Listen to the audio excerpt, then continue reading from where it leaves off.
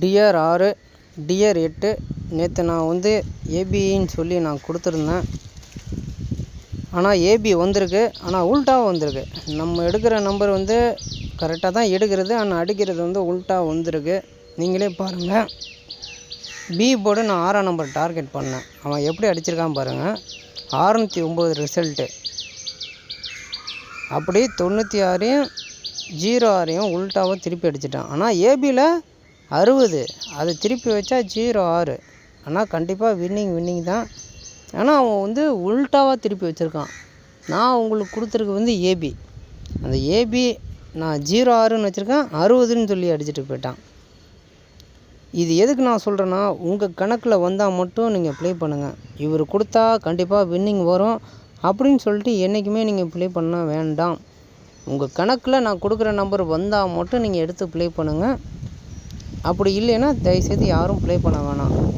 ஆனால் எல்லாமே ஜஸ்ட்டு ஒரு கெஸ்ஸிங் தான். நான் ஒன்றும் கடவுள் கிடையாது.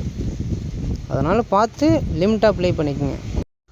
இன்றைக்கி என்னோடய கணக்கில் பி போர்டு 3ஆம் நம்பரு, 8ஆம் நம்பரு, 9ஆம் நம்பர் பி போர்டில் வருது. இது உங்கள் கணக்கில் பி போர்டில் வருதான்னு பாருங்கள். ஃபஸ்ட்டு நான் 3 நம்பர் கொடுத்துருக்கேன்.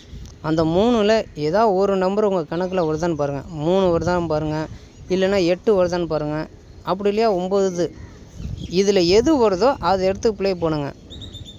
இப்போ 3 வச்சு நான் ஏபி கொடுத்துருக்கேன், அதேமாரி 8 வச்சு நான் ஏபி கொடுத்துருக்கேன், 9 வச்சு ஏபி கொடுத்துருக்கேன்.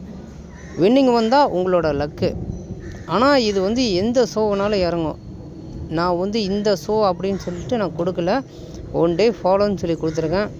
டிஆர் 1 மணி, K7, டிஆர் 6, டிஆர் 8 இந்த 4 ஷோவில் எதில் வேணாலும் இறங்கும். அதனால் நீங்கள் பார்த்து ப்ளே பண்ண வேண்டியது கண்டிப்பாக முக்கியம்.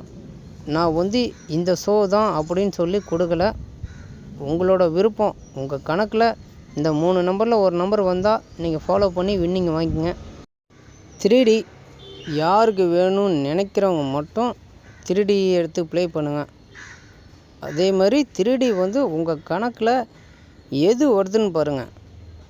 இப்போ 3ஆம் நம்பர் வருதுன்னா 3ஆம் நம்பரை வச்சு ப்ளே பண்ணுங்கள். 3ஆம் நம்பர் வச்சா இப்படி தான் வருது. ஆனால் நம்மக்கிட்ட நம்பர் நிறையா வரும். வின்னிங் வேணும்னா நம்பர் நிறையா வேணும்.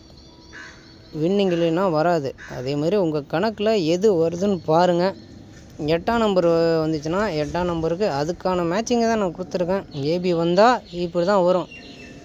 நிறைய நம்பர் கொடுக்கலாம். பாக்ஸுன்னு சொல்லிட்டு கொடுக்கலாம். பாக்ஸுன்னு கொடுக்குறது ஒன்று தான், இந்த மாதிரி கொடுக்குறதும் ஒன்று தான். எப்படி கொடுத்தாலும் ஒன்று தான். ஆனால் 3D அடித்தா அது உங்களோட லக்கு. அதேமாரி 9ஆம் நம்பர் வச்சு நான் எடுத்திருக்கேன். பணம் இருந்தால் ப்ளே பண்ணுங்கள், இல்லைன்னா விட்டுருங்க. 10 ரூபா டிக்கெட்லேருந்து 60 ரூபா எல்லா டிக்கெட்டும் இருக்குது. 10 ரூபாய்க்கு போட்டிங்கன்னா 5000 ரூபா வின்னிங் வந்தால். அதே மாதிரி 28 ரூபா 30 ரூபாயில் இருக்குது. அது வந்து உங்களுக்கு 15,000 வரும். 60 ரூபாயில் போட்டிங்கன்னா 30,000 ரூபா வரும். உங்களோட விருப்பம்.